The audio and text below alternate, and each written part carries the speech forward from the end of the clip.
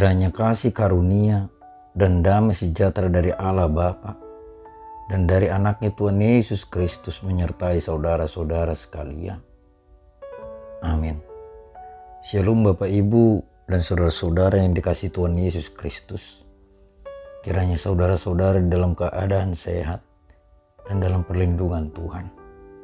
Dan di pagi hari ini firman Tuhan yang kembali menyapa kita sesuai dengan Almanak KKBP dalam ayat harian pada hari Kamis tanggal 23 September tahun 2021 yang tertulis dalam surat Kolose pasal 2 ayatnya yang ke-7. Beginilah bunyi firman Tuhan. Hendaklah kamu berakar di dalam Dia dan dibangun di atas Dia. Hendaklah kamu bertambah teguh dalam iman yang telah diajarkan kepadamu, dan hendaklah hatimu melimpah dengan syukur. Saya bacakan sekali lagi.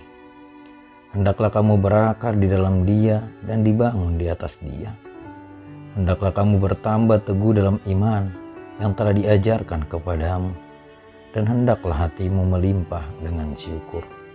Demikianlah bunyi firman Tuhan. Bapak, Ibu, dan saudara-saudara yang dikasihi Tuhan Yesus Kristus, pengaruh dari suatu doktrin ataupun ajaran sesat bisa saja mempengaruhi iman seseorang menjadi terombang-ambing.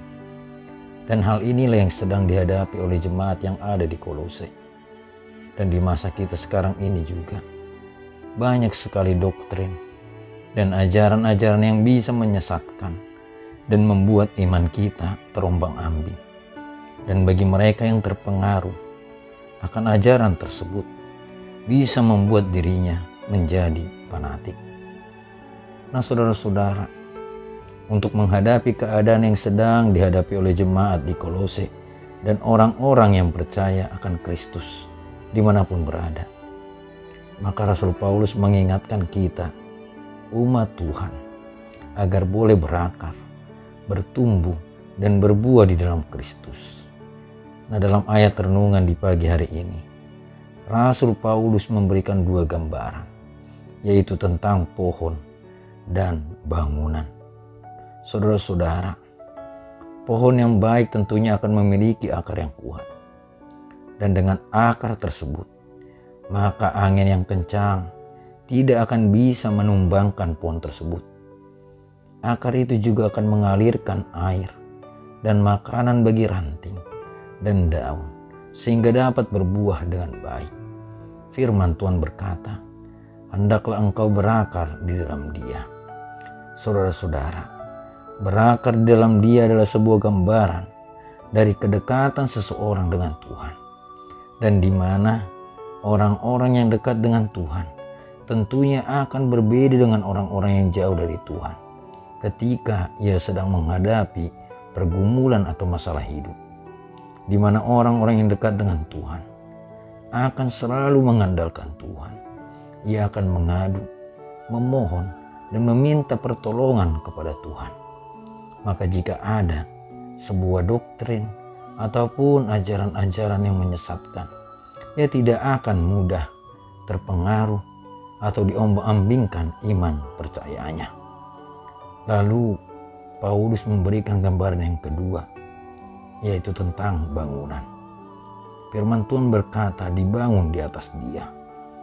Dibangun di atas Dia adalah sebuah gambaran dari orang-orang yang menjadikan Kristus itu sebagai dasar imannya.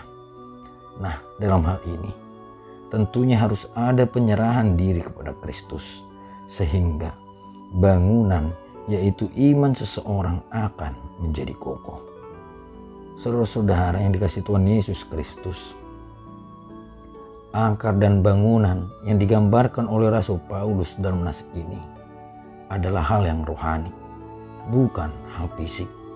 Jadi agar akar dan bangunan yang rohani boleh semakin teguh, maka kita harus mengimani setiap firman Tuhan yang telah diajarkannya bagi kita sejak kecil.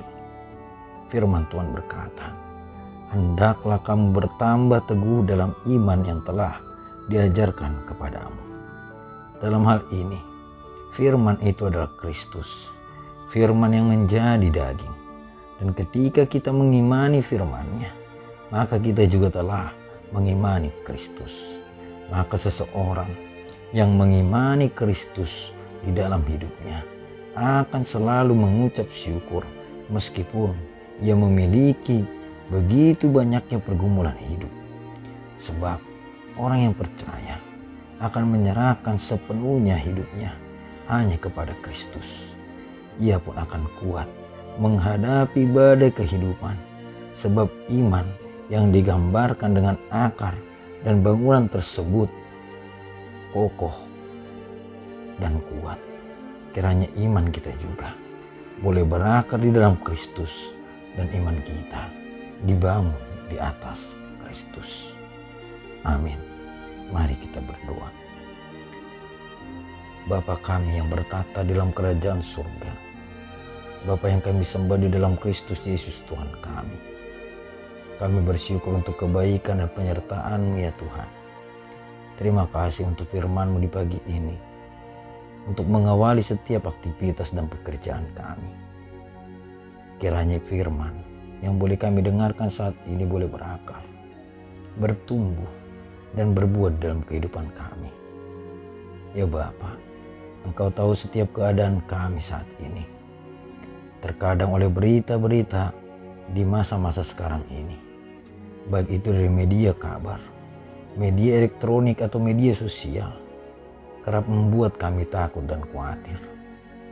Bahkan dengan keadaan sekarang ini akibat pandemi yang begitu panjang membuat iman percaya kami goyah dan terombang-ambing.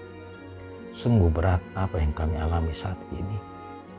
Tapi kami juga sadar bahwa kasih Tuhan tetap menyertai kami. Engkau tetap memberkati dan menyediakan apa yang penting dalam kehidupan kami. Kami bersyukur untuk kebaikan-Mu ya Tuhan. Mari Bapa, Engkau kuatkan iman agar kami, umat-Mu, selalu mengandalkan-Mu.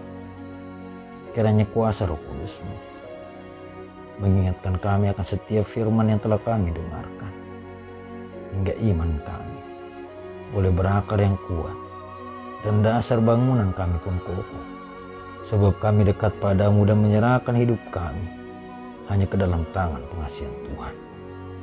Berkati juga Tuhan segala pekerjaan dan rutinitas kami hari ini, dan ampunkan kami dari setiap dosa dan pelanggaran kami. Di dalam Kristus Yesus kami berdoa. Amin.